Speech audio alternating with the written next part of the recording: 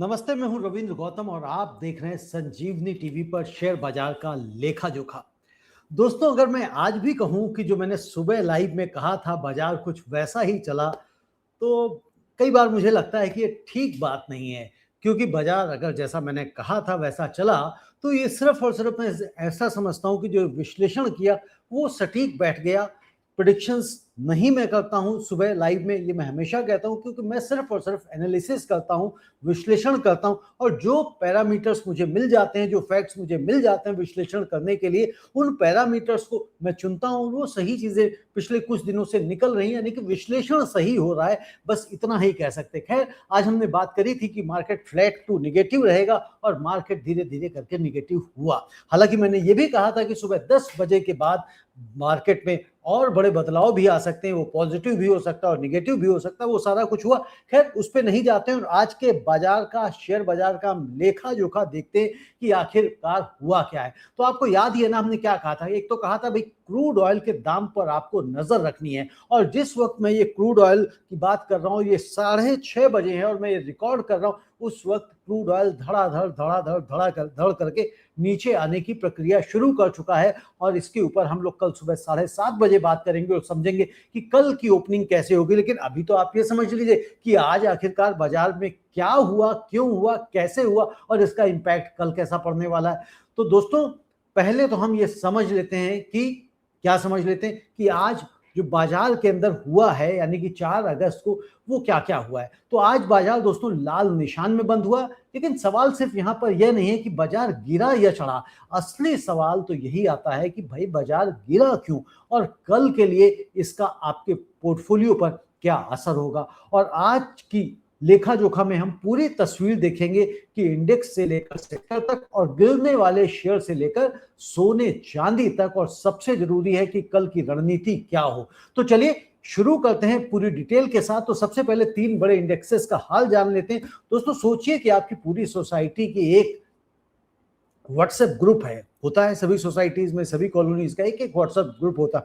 और कई बार उसमें क्या होता है, कभी सब लोग खुश होते हैं तो कभी सब लोग टेंशन में होता है। और डिपेंड करता है, अगर मान लीजिए कुछ ग्रीटिंग्स एक्सचेंज होने लग गई तो सभी प्रसन्न होते हैं, सब एक दूसरे को बधाइयां दे रहे होते हैं। और कहीं कोई पॉलिटिकल मुद्दा या कोई ऐसा मुद्दा छिड़ गया जिसके ऊपर सबकी नाक भौं तन जाती है और उसमें बड़ा भारी भरकम टेंशन का माहौल क्रिएट हो जाता है। तो दोस्तों, आज पूरे बाजार को आप बिल्कुल सोसाइटी के मूड जैसा ही कुछ मान लें। जो आज सोसाइटी का मूड उखड़ा हुआ था, तो आज बाजार का भी मूड उखड़ा हुआ दिखाई दिया। क्योंकि सेंसेक्स आज बंद हुआ है 78,429 पर, यानी कि 210 अंकों की गिरावट, 0.27% नीचे। और निफ्टी बंद हुआ है 24,615 पर, 159 अंकों की गिरावट। और बैंक निफ्टी का हाल तो दोस्तों और भी बुरा रहा है। 57,907 पर बंद हुआ, 341 अंक टूट गया और 0.58% की गिरावट के साथ में। अब यहां पर ध्यान दीजिए दोस्तों, बैंक निफ्टी की गिरावट बाकियों से थोड़ी ज्यादा तेज रही, यानी कि 0.64% के मुकाबले भी थोड़ा ज्यादा दबाव बैंकिंग सेक्टर पर रहा। तो इसका मतलब यह है कि जब भी ग्लोबल अनसर्टेनिटी बढ़ती है, बड़े एफआईआईज यानी कि संस्थागत निवेशक सबसे पहले बैंकिंग जैसे भारी भरकम शेयरों में मुनाफा वसूली करते हैं, प्रॉफिट बुकिंग करते हैं। अब इसी का बिल्कुल ठीक उल्टा देख लीजिए, कल जब सब चढ़े थे तो बैंकिंग भी कल सबसे ज्यादा ही तो चढ़ा था ना। तो जब कल अगर बैंकिंग महोदय, बैंक निफ्टी महोदय सबसे ज्यादा चढ़े थे, तो फिर आज गिरना भी तो उनका स्वाभाविक है और ये प्रॉफिट बुकिंग यहाँ पर आई है। दोस्तों, यहाँ पर ये समझने वाली बात है कि जो सबसे ज्यादा लिक्विडिटी है वो यहीं पर होती है, यानी वहां पर खरीदार बेचने वाला हमेशा आसानी से मिल जाता है। और इसकी दोस्तों असली वजह हम आगे ग्लोबल क्यूज वाले हिस्से में विस्तार से समझेंगे। अगर हम दिन भर के दोस्तों कारोबार को देखें तो शुरुआती घंटों में बाजार ने कुछ स्थिरता दिखाने की कोशिश अवश्य की है, लेकिन जैसे जैसे दिन आगे बढ़ा और ग्लोबल खबरें आनी शुरू हुई, बिकवाली का दबाव बढ़ता चला गया। और यह पैटर्न बताता है कि आज की गिरावट अचानक सुबह का झटका नहीं थी, बल्कि दिन भर धीरे धीरे बना हुआ दबाव था जो शाम तक अपने चरम पर पहुंचा। लेकिन सिर्फ 3 बड़े इंडेक्स देखकर पूरी तस्वीर आप मत बनाइए। असली कहानी तो छिपी हुई है सेक्टर्स के अंदर। जी हां, जहां हर दिन की अपनी अलग अलग रंग होता है। और आज जो रंग है, कल हरा था और आज दोस्तों मोटा मोटा मान के चलें रंग लाल है। तो बात करें मिड कैप और स्मॉल कैप की, तो आज अगर मिड कैप और स्मॉल कैप की परफॉर्मेंस की बात करें तो यहां पर पहले रुक जाइए, क्योंकि हर तरफ लाल निशान नहीं था। जैसा मैंने कहा, कुछ ऐसे कोने भी थे जहां आज हरियाली भी दिखाई दी, और यही तो बाजार की खूबसूरती है। कभी भी पूरी तस्वीर एक रंग की नहीं होती, ना के बराबर होती।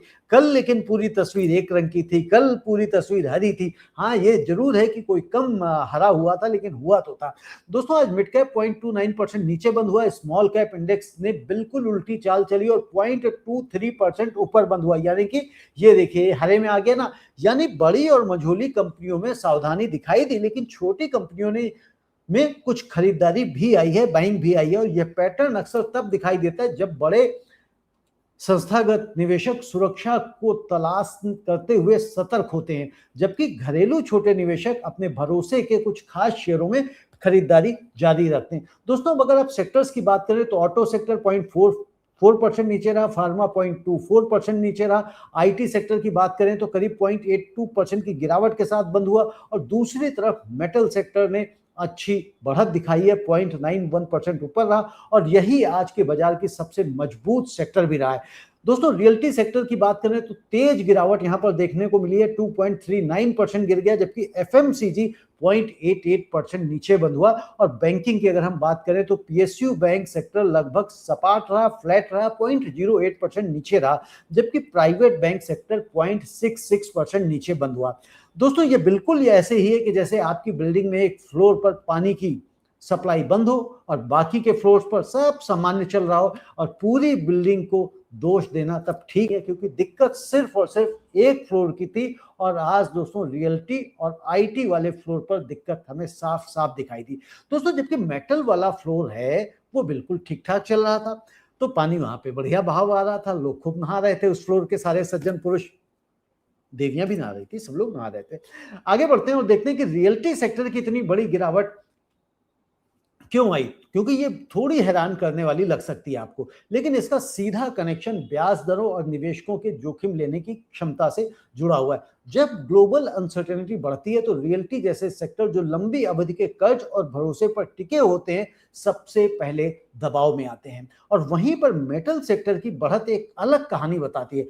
ग्लोबल स्तर पर जब जियोपॉलिटिकल टेंशन बढ़ती है तो कई बार औद्योगिक धातुओं यानी कि इंडस्ट्रियल मेटल्स की मांग और कीमतों में भी हलचल आती है, और इसी वजह से आज इस सेक्टर की कंपनियों को फायदा मिला है।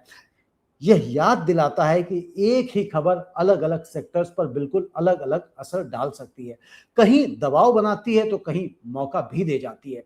अब सबसे जरूरी सवाल है कि बाजार गिरा क्यों है। जी हाँ, सबसे जरूरी सवाल कि बाजार क्यों गिरा है। तो दोस्तों ये सवाल आप सबके मन में है कि भाई निवेशक बार बार ये ढूंढ रहे हैं कि भैया आखिर आज इतनी बड़ी बिकवाली क्यों हुई है। तो जवाब छिपा हुआ है समुद्र के उस पार, एक जल डमरू मध्य में, जिसका नाम है हॉर्मुज, यानी कि स्ट्रेट ऑफ हॉर्मुज। तो दोस्तों आज की गिरावट के पीछे सबसे बड़ी वजह रही है क्रूड ऑयल की कीमतों में अचानक उछाल। जैसा हमने सुबह की लाइव में आपसे कहा था कि अगर क्रूड के दाम बढ़ते हैं तो बाजार पर दबाव बनेगा, और आज ठीक फिलहाल यही हुआ। WTI क्रूड 2% जंप कर गया और ब्रेंट क्रूड 2.5% से ज्यादा उछल गया, और उसी उछाल का सीधा असर आज हमारे बाजार के ऊपर दिखाई दिया। हालांकि अब जब मैं रिकॉर्ड कर रहा हूं लगभग 6:30 बजे, तो 1.5% के आसपास गिरावट आ चुकी है और शार्प डिक्लाइन है, आप चेक करें। दोस्तों खैर इसको अगर हम देखें कि मतलब एक एग्जांपल के रूप में कि अगर आपके घर का महीने का कोई एक फिक्स बजट हो, अगर अचानक पेट्रोल के दाम बढ़ जाएं तो सिर्फ गाड़ी का खर्चा ही नहीं बढ़ता दोस्तों, सब्जी लाने वाले ठेले वाले का किराया भी बढ़ जाता है, डिलीवरी के चार्जेस भी बढ़ जाते हैं। यानी एक चीज महंगी होने से पूरा बजट हिल जाता है। क्रूड ऑयल भी दोस्तों ठीक वैसा ही है कि वह सीधे तेल कंपनियों को ही नहीं बल्कि auto sector, aviation sector, paint sector जैसे कई सेक्टर्स को टच करता है। और क्रूड महंगा होने का मतलब है एयरलाइंस का ईंधन खर्च बढ़ता है, गाड़ी बनाने वाली कंपनियों की लागत बढ़ती है, और पेंट कंपनियों के कच्चे माल की कीमत भी ऊपर जाती है। इसलिए आज इन सेक्टर में दबाव साफ दिखाई दिया। और दूसरी तरफ बैंकिंग सेक्टर में भी कॉशियस रहा इन्वेस्टर, क्योंकि जब ग्लोबल अनसर्टेनिटी बढ़ती है तो बड़े निवेशक पहले बैंकिंग शेयर से ही पैसा निकालना शुरू कर देते हैं। इसलिए बाजार क्रूड की हर हलचल पर इतनी बारीकी से नजर रखता है। दोस्तों, यह सिर्फ एक कमोडिटी की कीमत नहीं है, बल्कि पूरी अर्थव्यवस्था का तापमान नापने वाला थर्मोमीटर है। इसका एक और असर होता है, जब क्रूड महंगा होता है तो भारत को उसे खरीदने के लिए ज्यादा डॉलर खर्च करने पड़ते हैं, जिससे रुपया कमजोर होने का दबाव बनता है। और रुपया कमजोर होते ही विदेशी निवेशकों के लिए भारतीय बाजार में पैसा लगाना थोड़ा कम आकर्षक लगने लगता है, क्योंकि जब वे मुनाफा निकालेंगे तो कमजोर रुपये की वजह से उनका डॉलर में रिटर्न भी कम हो जाएगा। और यही चेन रिएक्शन आज के बाजार में बिकवाली की एक बड़ी वजह भी बना है। और अब दोस्तों आते हैं उस बड़ी वजह पर जहां हमने आज देखा कि जिसने पूरी दुनिया के बाजार को हिला दिया है। जी हाँ, इस संडे पूरी दुनिया राहत की सांस ले रही थी। कब? जब ट्रंप ने कहा था कि भैया अब हमने हमला रोक दिया है, क्योंकि ट्रंप ईरान बात करने के लिए तैयार हो रहा है। और जब यूएस और ईरान के बीच दोनों शांति समझौता हो गया, यानी कि सीज फायर की बात हो गई, और हमने उस दिन रात को लाइव भी किया था और बात करी थी कि मंडे को बाजार बड़ी ओपनिंग दे सकता है, लेकिन आज की खबर बता रही है कि यह शांति उतनी मजबूत नहीं जितनी लग रही थी। लेकिन जैसा मैंने बताया, अभी बात रिकॉर्ड कर रहा हूं लेखा जोखा, तब तक सुबह के लिए मार्केट का कुछ और सिनारियो लिखा जा चुका है। इसको हम लोग सुबह लाइव में जरूर डिस्कस करेंगे।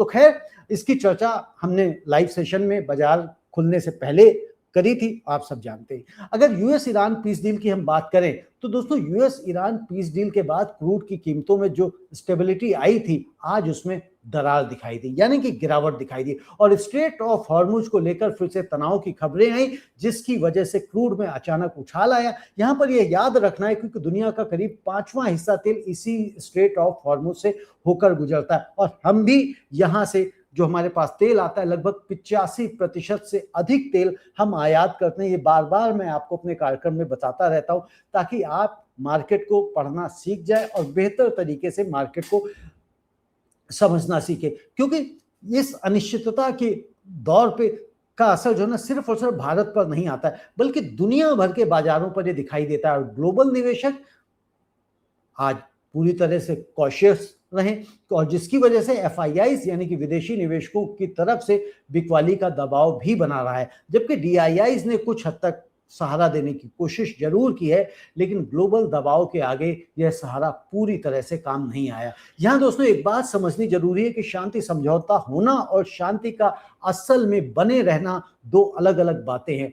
कागजों पर हस्ताक्षर हो जाने से जियोपॉलिटिकल रिस्क खत्म नहीं होता, यह सिर्फ थोड़ी देर के लिए दब जाता है। और जब भी ऐसी खबरें दोबारा उभरती हैं, बाजार तुरंत उसकी कीमत लगाना शुरू कर देता है। इसीलिए आने वाले दिनों में भी इस जल डमरू मध्य यानी कि स्ट्रेट ऑफ हॉर्मुज से जुड़ी हर खबर पर आपको नजर बनाए रखनी चाहिए। अब दोस्तों बात करें एफआईआईज और डीआईआईज की, तो आमतौर पर जब भी ग्लोबल जोखिम बढ़ता है तो विदेशी निवेशक सबसे पहले इमर्जिंग मार्केट से पैसा निकालकर अपेक्षाकृत सुरक्षित माने जाने वाले बाजारों यानी कि अमेरिकी बॉन्ड्स जैसी जगहों की तरफ रुख करते हैं, और इसे हम क्या कहते हैं, रिस्क ऑफ सेंटिमेंट कहा जाता है। भारत जैसे इमर्जिंग मार्केट पर इसका सीधा असर पड़ता है, क्योंकि एफआईआईज की एक बड़ी पूंजी यहां से बाहर निकलने लगती है, और ऐसे में बाजार में थोड़ी सी गिरावट हमको महसूस होने लगती। हाँ, डीआईआईज हमेशा कोशिश करता है कि एफआईआईज का जो गैप है वो भर सके, लेकिन कई बार वो चूक भी जाता है, क्योंकि एफआईआईज की बाइंग मतलब सेलिंग बढ़ जाती है और डीआईआईज उतना सपोर्ट नहीं कर पाता है। और साथ के साथ जो करंट अकाउंट डेफिसिट है यानी कि क्रूड ऑयल की वजह से वो भी बढ़ जाता है। तो इन सब को मिलाकर बाजार के ऊपर हमें एक बड़ा असर दिखाई पड़ता है। वो निगेटिव भी हो सकता है और कई बार पॉजिटिव भी होता है, डिपेंड करता है। दोस्तों, ये हमारा कार्यक्रम आपको कैसा लगता है, शेयर बाजार का लेखा जोखा, हमें कमेंट में लिखकर अवश्य बताएं। वैसे मैं तो यही कहता हूं कि सुनते तो आप इसे कान से, लेकिन छपता आपके दिल में है। तो इसलिए हमारे चैनल को यदि अभी तक आपने सब्सक्राइब नहीं किया तो चैनल को सब्सक्राइब अवश्य कर लें, और साथ के साथ वीडियो को लाइक भी करें। चलिए आगे बढ़ते हैं और बात करते हैं आज के टॉप 5 गेनर्स की, कि इस गिरते बाजार में भी ऐसे कौन से शेयर रहे जो आज तैरते हुए दिखाई दिए। तो चलिए देखते हैं कि आज किसने बाजार की धारा के खिलाफ तैरना दिखाया है। तो दोस्तों आज के टॉप 5 गेनर्स में सबसे ऊपर रहा अपोलो हॉस्पिटल जो 2.61% चढ़ गया, और इसके बाद नंबर आता है हिंडाल्को का जो 2.52% की बढ़त के साथ में बंद हुआ, और तीसरे नंबर पर रहा ट्रेंड 1.89% ऊपर, और इसके बाद दोस्तों रहा जियो फाइनेंशियल सर्विसेज ने 0.76% की बढ़त दिखाई है, और लिस्ट क्या बोलते हैं, और लिस्ट में 5वें नंबर पर रहा है आईटीसी जो 0.7% ऊपर बंद हुआ है। दोस्तों ये बिल्कुल ऐसे ही है कि जैसे बारिश के मौसम में भी कोई एक दुकानदार छाता बेचकर मुनाफा कमा लेता है, बाकी सब भीग रहे होते हैं, लेकिन जिसने सही समय पर सही सामान रखा था उसका धंधा चल पड़ता है। और हेल्थ केयर और मेटल जैसे सेक्टर आज ठीक इसी तरह अपनी अलग अलग राह पर चले। अपोलो हॉस्पिटल और आईटीसी जैसे शेयरों की बढ़त एक और बात बताती है कि जब बाजार में अनसर्टेनिटी बढ़ती है तो निवेशक अक्सर उन कंपनियों की तरफ रुख करते हैं जिनकी कमाई ग्लोबल हलचल से सीधे प्रभावित नहीं होती। हेल्थ केयर और एफएमसीजी जैसे सेक्टर इसी वजह से डिफेंसिव सेक्टर कहलाते हैं, यानी मुश्किल समय में भी अपेक्षाकृत स्टेबल। हिंडाल्को और ट्रेंट की बढ़त भी दिलचस्प है। हिंडाल्को की तेजी सीधे मेटल सेक्टर की मजबूती से जुड़ी हुई है, जिसने आज पूरे बाजार में सबसे अच्छा प्रदर्शन किया। वहीं ट्रेंट जैसा रिटेल कंपनी की बढ़त बताती है कि घरेलू खपत को लेकर निवेशकों का भरोसा अभी भी बना हुआ है, भले ही बाकी बाजार दबाव में हो। और अब देखते हैं दोस्तों टॉप 5 लूजर्स कौन से रहे। जी हां, अब सिक्के का दूसरा पहलू, यानी कि वो 5 नाम जिन्होंने आज सबसे ज्यादा दबाव झेला। तो आज सबसे ज्यादा गिरावट देखने को मिली है ग्रासिम में जो 0.4% टूटा, और इसके बाद एचडीएफसी लाइफ का नंबर आता है जिसमें 3.1% की गिरावट रही, और तीसरे नंबर पर रहा बजाज ऑटो 2.16% नीचे, और फिर मैक्स हेल्थ केयर 2.13% की गिरावट रही, और लिस्ट में 5वें नंबर पर रहा रिलायंस 2.13% नीचे बंद हुआ। दोस्तों गौर कीजिए कि बजाज ऑटो की गिरावट सीधे तौर पर उसी क्रूड ऑयल की कहानी से जुड़ी है जो हमने अभी आपको बताई है, यानी कि ईंधन महंगा होने का सीधा असर टू व्हीलर और गाड़ियों की मांग पर पड़ता है, और निवेशक इसी आशंका में आज इस शेयर से दूरी बना गए। और रिलायंस की गिरावट दोस्तों यह याद दिलाती है कि बड़े से बड़े शेयर भी ग्लोबल हलचल से अछूते नहीं रहते, क्योंकि इसका बड़ा कारोबार भी एनर्जी सेक्टर से ही जुड़ा हुआ है। ग्रासिम और एचडीएफसी लाइफ की गिरावट थोड़ी अलग वजह से आई है। ग्रासिम जैसी कंपनियां जो सीमेंट और टेक्सटाइल जैसे बड़े कैपिटल इंटेंसिव कारोबार में हैं, और उनके लिए बढ़ती ग्लोबल अनसर्टेनिटी का मतलब है कि भविष्य की योजनाओं पर अस्थायी सवाल खड़ा हो जाता है। वहीं इंश्योरेंस सेक्टर आमतौर पर तब दबाव में आता है जब बाजार में लंबी अवधि के निवेश को लेकर सतर्कता बढ़ती है, क्योंकि इंश्योरेंस कंपनियों की बड़ी पूंजी भी बाजार में ही लगती होती है। जी हाँ, अब दोस्तों बात करते हैं किसकी, एडवांस डिक्लाइन रेशियो की। क्यों? क्योंकि यही है आपके बाजार का असली बैरोमीटर, असली थर्मोमीटर, क्योंकि यही नापता है बाजार की सही नब्ज, यही दिखाता है आपको असली चेहरा, बाजार का असली आईना। तो खैर आज अकेले सेंसेक्स और निफ्टी का आंकड़ा देखकर पूरी तस्वीर कभी भी नहीं समझनी चाहिए, और आज भी नहीं समझनी चाहिए। असली मूड जानने के लिए हमेशा मैं यही कहता आया हूं कि भैया एडवांस डिक्लाइन रेशियो देखना सीख लीजिए, शुरू करिए। आज मैंने सुबह लाइव में बताया भी था कि आप इसे कैसे सीख सकते हैं, कैसे देखना है। तो आज दोस्तों कुल 1602 शेयरों में बढ़त रही, जबकि 1708 शेयरों में गिरावट देखी गई, और 124 शेयर बिना किसी हलचल के सपाट बंद हुए। दोस्तों ये बिल्कुल ऐसे ही कि जैसे आपकी सोसाइटी की जनरल बॉडी मीटिंग में वोटिंग हो रही हो, और सिर्फ यह देखना काफी नहीं कि कमेटी प्रेसिडेंट का मूड कैसा है, बल्कि यह देखना भी जरूरी है कि कितने घरों ने हाँ कहा है और कितनों ने ना कहा है। तो आज अगर आप देखेंगे तो ना और हाँ का रेशियो बहुत ज्यादा नहीं था, मतलब बहुत ही टाइट था, यानी कि यह आंकड़ा हमको बताता है कि आज की गिरावट सिर्फ चंद बड़े शेयरों की वजह से नहीं थी, बल्कि पूरे बाजार में हल्का दबाव फैला हुआ था। दोस्तों जब एडवांस और डिक्लाइन का आंकड़ा इतना करीब होता है तो इसका मतलब है कि बाजार में साफ दिशा को लेकर अभी भी उलझन बनी हुई है, और यही वजह है कि कल का दिन बेहद अहम हो जाता है। दोस्तों 124 शेयर आज बिल्कुल सपाट बंद हुए, यानी ना फायदे में और ना नुकसान में, जहां खुले थे वहीं बेचारे बंद हो गए। तो इसे नजरअंदाज मत कीजिए। यह दिखाता है कि बाजार का एक हिस्सा फिलहाल फैसला लेने के मूड में ही नहीं था, उस सिचुएशन में ही नहीं था, और वह भी कल की दिशा का इंतजार कर रहा है, बिल्कुल आपकी और हमारी तरह। तो आप चलते हैं कमोडिटी बाजार की तरफ, यानी कि गोल्ड, सिल्वर और क्रूड की बात करते हैं, क्योंकि जब भी दुनिया में अनसर्टेनिटी बढ़ती है तो कुछ चीजें हमेशा चमकने लगती हैं, और ये चमक आज भी हमको दिखाई दी। गोल्ड आज 1,43,437 रुपए पर फिलहाल अभी थोड़ी देर पहले कारोबार कर रहा था, 0.37% की बढ़त के साथ में, जबकि सिल्वर भी चमका और 2,18,855 रुपए पर पहुंचकर 0.97% ऊपर चल रहा है कार्यक्रम उसका, यानी कि मार्केट तो 11:30 बजे बंद होती है। और क्रूड की हम पहले ही बात कर चुके हैं कि WTI क्रूड $81.97 पर पहुंच गया, यानी कि 2% की उछाल, जबकि ब्रेंट क्रूड $85.92 पर, यानी कि 2.5% उछाल। ये 3:30 तक की हमने बात करी है, हमने अभी की बात नहीं करी, क्योंकि अभी अब ये मार्केट क्रूड की डिक्लाइन में आ चुकी है, लाल हो चुकी है। तो हम इसको आगे देखेंगे, बात करेंगे। यहां पर दोस्तों ध्यान देने वाली बात यह है कि आज तीनों कमोडिटी, सोना, चांदी और क्रूड, एक साथ ऊपर गए हैं। ये अपने आप में एक संकेत है कि बाजार में सुरक्षा की तलाश बढ़ी है,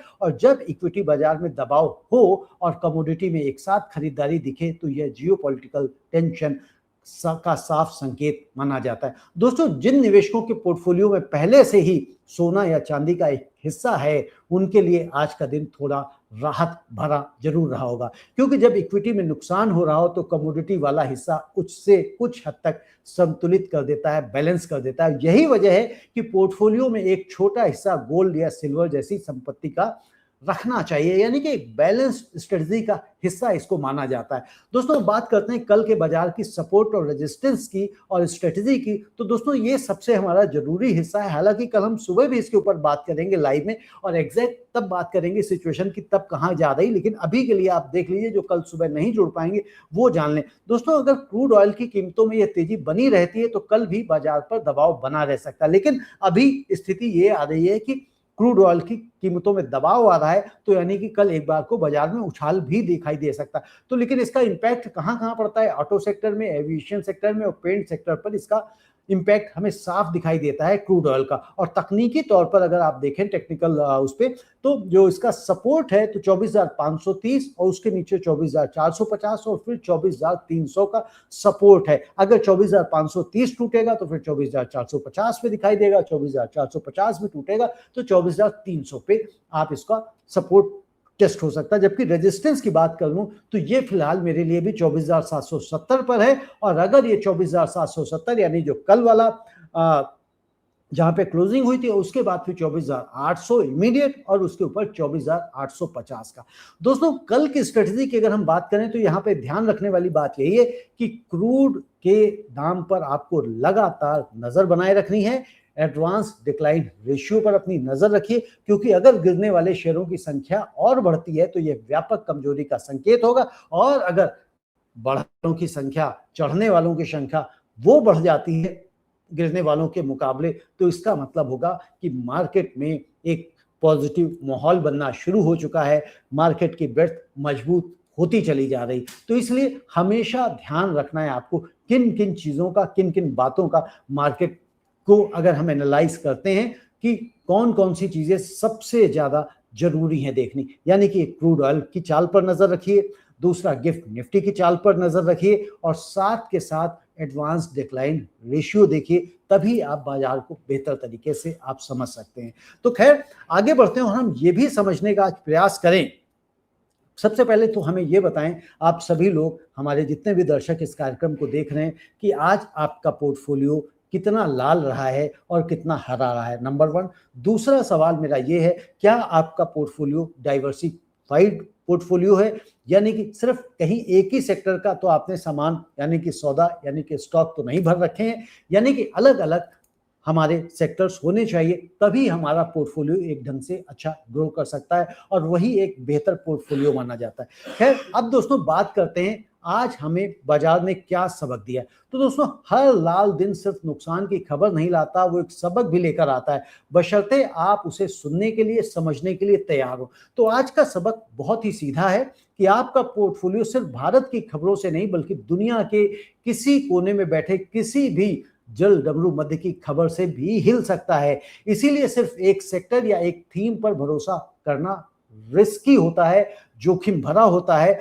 जैसे हर कोई समझदार इंसान, अगर हम यहाँ पर बात करें होम मेकर की यानी कि गृहिणी की, यानी कि एक समझदार गृहिणी अपने महीने का राशन एक ही दुकान से नहीं बल्कि 2-3 जगह से लेकर परखती है, ताकि अगर एक दुकान बंद भी हो जाए तो घर का ना तो काम रुके और ना ही जो उसका व्यवहार है कि भाई कल को दुकानदार ये ना कहे आप तो सामान उनसे ही मंगाते थे, अब उनसे ही मंगाओ, मेरी दुकान तो आज खुली है लेकिन उनकी बंद हो गई तो आपको मेरी याद आई है तो आज हम भेज नहीं सकते, लड़का नहीं है। तो ऐसी सिचुएशन ना आए, तो इसीलिए हमेशा अपना पोर्टफोलियो डाइवर्सिफाइड रखें, क्योंकि डाइवर्सिफिकेशन ही आपके सबसे बड़ी सुरक्षा है। तो दोस्तों ये था आज का हमारा शेयर बाजार का लेखा जोखा। हमारा कार्यक्रम आपको कैसा लगा कमेंट में हमें अवश्य लिखकर बताइए, और साथ के साथ हमारे चैनल को सब्सक्राइब कर लीजिए, वीडियो को लाइक कीजिए और इसे ज़्यादा से ज़्यादा अपनी व्हाट्सएप कम्युनिटी में शेयर भी कीजिए। और इसके अलावा एक और मैं रिक्वेस्ट करना चाहूँगा कि हमारी संजीवनी टीवी की मेंबरशिप अवश्य लें। मुझे 100 ऐसे लोगों की आवश्यकता है जो हमारे इस फाइनेंशियल लिटरेसी मिशन को आगे बढ़ाने में मदद करें। आप सभी का बहुत बहुत धन्यवाद। नमस्ते।